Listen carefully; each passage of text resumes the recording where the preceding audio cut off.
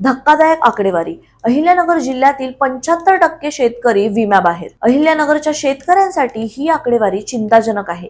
यंदाच्या प्रधानमंत्री पीक विमा योजनेत जिल्ह्यातील तब्बल 75.72% शेतकरी सहभागी झालेले नाही. जिल्ह्यातील एकूण 10,66,331 शेतकरी खातेदार आहेत. मात्र 10 ऑगस्ट पर्यंत केवळ 2,58,920 शेतकऱ्यांनी पीक विमा योजनेसाठी अर्ज केला. म्हणजे फक्त 24.28% शेतकरी विमा संरक्षणाखाली आले आहेत. यंदा 1 रुपयातील पीक विमा योजना बंद करण्यात आली आहे. खरीप पिकांसाठी विमा संरक्षित रकमेच्या 2%, रब्बीसाठी 1.5% तर नगदी पिकांसाठी 5% हफ्ता निश्चित करण्यात आला आहे. त्यासोबत farmer ID, digital crop survey आणि अर्जातील अचूक माहिती अनिवार्य करण्यात आली. त्यामुळे अनेक शेतकऱ्यांमध्ये संभ्रम निर्माण झाला.